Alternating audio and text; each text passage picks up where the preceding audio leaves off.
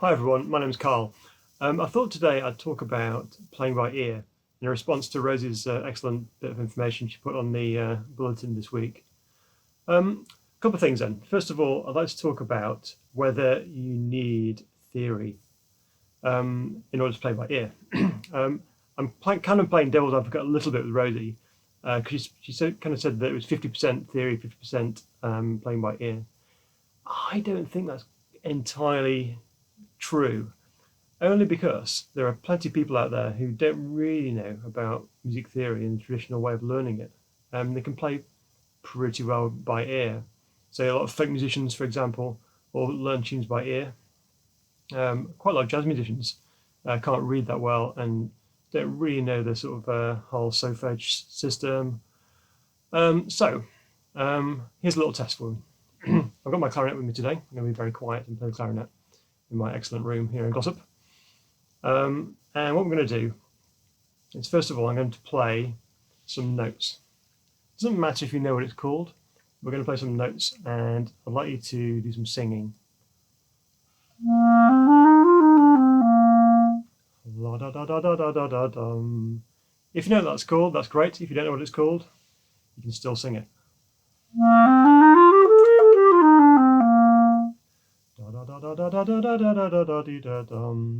Okay, so we've all got that kind of sound in our head. We've got this note in our head.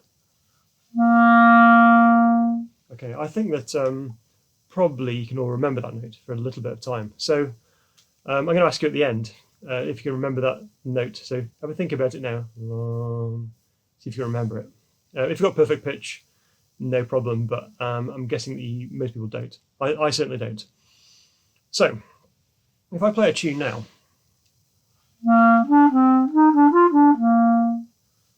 those notes there, you might recognise the tune.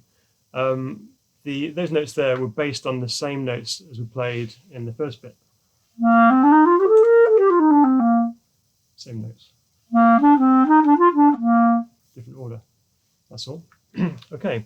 Now then, if I was to say that the first note was G, you could then think to yourself, right, that scale at the start was a G major scale. So you could hear it in G. G, A, B, C, D, E, F sharp, G. If I said the first note was a B flat, you could think B flat, C, D, E flat, F, G, A, B flat. So you think of that particular major scale. But when you sing, do you think about which notes you're singing? I mean, I certainly don't. And that's probably a reason why I'm saying that the theory comes second and the sound comes first. What we hear, there's no labels to start with until we start playing an instrument where we have to know what the notes are in order to play them. So what I'm going to get you to do is try and play that tune.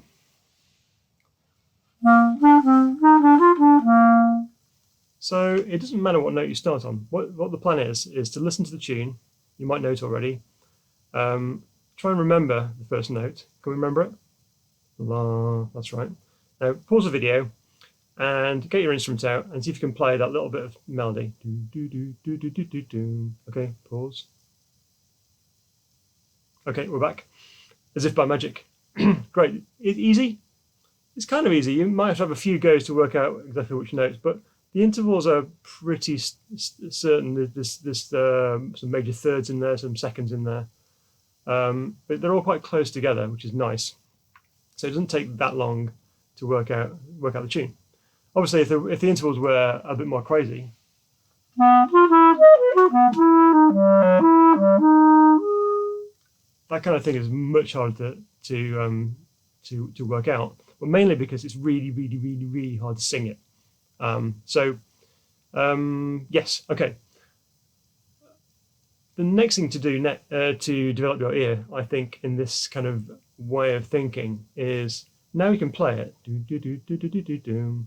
It's now possible to write it down. So if you could write it down, don't worry about the rhythm, just worry about the pitches of the notes. The rhythm's actually really easy to remember, but hard to write down. And the pitches are the other way around, hard to remember the pitches, but easy to write down. So you can write them down as notes of the alphabet, or write it on manuscript paper. That's cool as well. So jot the notes down. case you've forgotten. It's probably stuck in your head forever now. So don't worry about the rhythm. There are, how many notes are there? Only 8 notes. No problem. Okay, and what you've just done by writing it down is your first trip into transcription. Okay, now as you might know, I'm also a jazz musician as well as a classical player. And jazz musicians are a bit obsessed by transcribing. So what we like to do is find our favourite jazz musician and write down their solos, practice them, and then play along with the record. It's a really sort of tried and tested way of learning the genre. So you can hear, inflection, phrasing, as well as the pitches and the rhythms. If you write them down, it's not terribly important if you write them down in detail. But what I tend to do is write the pitches down in the bar lines, and then by the time I've finished transcribing a solo or a melody, I know it's pretty well because I've heard it a million times by rewinding the track and writing it down and doing it again and again and again. So there we go. You've just transcribed a tune for the first time. Amazing. Now the great thing about transcription is, number one, it helps you read music because it's kind of backwards reading music. You hear the recording, then you write it down, and then you play it. And it's actually quite a lot easier to do it this way around than it is to not know how something goes, try and work it out, and then get told by a teacher that you may be doing it wrong or right. So it's backwards. Backwards is good. Also, it helps develop your theory. So if you can hear stuff first, then when someone explains it in your theory lessons, what's going on with the notes, if you can hear it, it all makes sense. And you go, yes, I get it now. So backwards theory, transcription is backwards theory. So actually, Rosie is right about the 50% thing. It's just that I like to think about the sound of things first, and then the theory of things afterwards. Okay, very, very useful.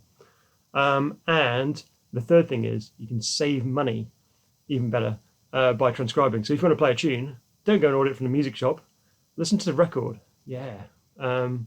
Work out what the notes are yourself and try and play it before the music arrives. That's a really good skill. And even if you don't want to order the music at all, you can just write it down and play it and amuse your friends. So there we go. That's a bit of transcribing, a bit of playing by ear, and a bit of backwards learning. Okay, I hope you enjoyed my little chat and keep on transcribing. See you later.